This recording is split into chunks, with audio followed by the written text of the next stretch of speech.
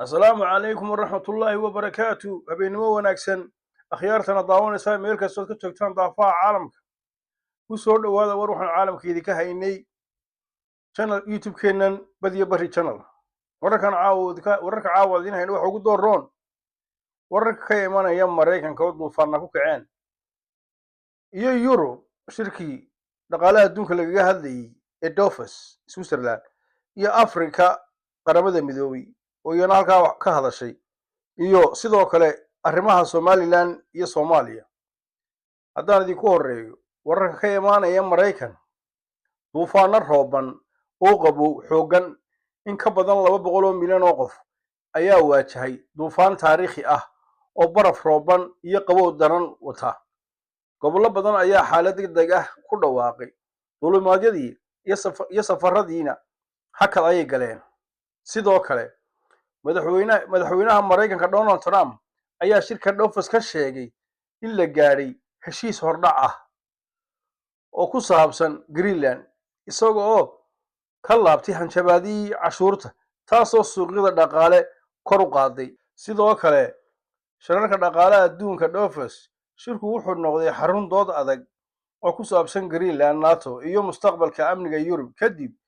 hadaladii Trump waxa kale oo dhacay dab ka kacay xarunta shirka balse khasaare ma jirin sidoo kale Faransiiska iyo Jarmalka labada dal ayaa ka digay xaalad dhaqaale oo adkaan karta haddii khilaafyada siyaasadeed iyo kuwa ganacsi socdaan sidoo kale waa wararka ka imanaya Afrika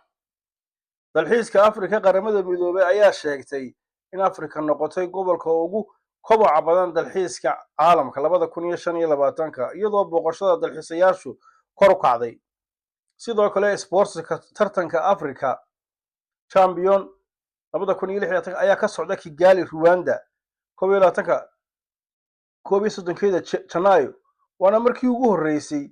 ee bariga Afrika lagu qabto sidoo kale Turkiga ayaa xaqiijiyay in qodista shidaalka Soomaaliya bilaaban doono 2026 sidoo kale la dhisayo xarun dayax gamceed spaceport tallaabo weyn oo horumar dhaqaale sidoo kale gargaarka bini'aadamada dawladda Soomaaliya ayaa beenisay ciidamo Mareykanku u jeediyay oo ku saabsan la wareegidda raashinka gargaarka ah sidoo kale wararka naga soo gaaraya Somaliland madaxweynaha Somaliland Cabdiraxmaan Maxamed Cabdullaahi Cirro oo ku sugan shirka Switzerland ee Davos madaxweynaha jamhuuriyadda ayaa Davos kula kulmay wufuud kala duwan oo caalami ah sidoo kale wuxuu casho sharaf kula qaatay madaxweynaha Israa'iil Isaac Herzog kulanka waxaa diiradda lagu saarayay xoojinta iyo horumarinta xiriirka Somaliland iyo Israa'iil waxaana ka qayb galay hogaamiyayaal caalami ah oo ku jiro Eric Trump inankii uu Trump dhalay wiilka madaxweyne Trump iyo tijaar hantiilayaal ayaa iyaguna ku jiray iyo siyaasiyiin iyo madaxweynayaal iyo ra'iisul wasaariyaal halkaas oo kala hadlay madaxweynuhu howlaha amba arrimaha Somaliland oo danihiisa gaarka ah Cabdiraxmaan Cirro uu soo bandhigay in Somaliland tahay dal yar oo cusub oo ku soo biiray caalamka sidoo kale aynay maal gashadaan sidoo kale wuxuu kula hadlay arrimaha ictiraafka halkay marayaan iyo waxyaabo kale oo badan sidoo kale siyaasiyiin ka soo jeeda Soomaaliya ayaa lahaa Cabdiraxmaan ma tegin ee waa dhumasho kaga baxay Somaliland oo taariibay bal waxay noo falanqeynayaa saaxiibkeena yara daawada waxay yiraahdeen Cabdiraxmaan Cirro meel lagu casheynaya ayuu yimid dadkii oo dhan ayaa la yaaban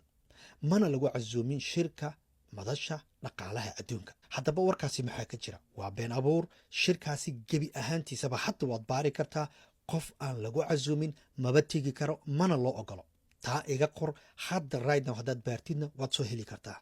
okay madaxweynaha meel casho ka jirto miyuu iska soo dhaxgalay mise wuxuu ka mid ahaa dadka loogu talagalay cashada yes wuxuu ka mid ahaa dadka cashada loogu talagalay halkaasi waxa uu kula kulmay madaxweynaha Israa'iil iyo wafdi uu hogaaminayay iyo waliba madaxweyne Donald Trump wiilkiisa ceeb ma ahan in madaxda aad la kulanto ceeb ma ahan goob casho lagu wada cunayo in lagu wada hadlo oo shirar gaargaar ah la yeesho madaxda meesha ka hadashay waxay ahaayeen 8 madax oo kaliya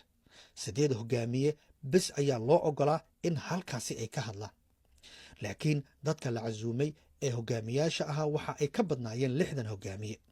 taasi waxay ku tusaysaa haddii 60 ka badan ay meesha yimaadeen 8na ay hadashay waad arki kartaa xaalka siduu yahay. haddaba madaxweynaha somalilan cabdiraxmaan ciro waxa uu ka hadlay shir kale oo gaar ah oo markaasi loogu talagalay in madaxda la danaynayo lagu waraysto. cabdiraxmaan cirona waxa uu ka mid ahaa madaxda aadka loo danaynayey, waxaana laga wareysanayey dhaqaalaha somalilan wixii ugu dambeeyey ee somalilan markaasi soo cusboonaa. asxaabta meel kastood joogtaan waa ku mahadsantihiin daawashadiinna. tan iyo intaan dib u kulmayno habeennimo wanaagsan. subscribe iyo like iyo share kana noogu wada habeennimo wanaagsan guys. Bye baan idin leenahay.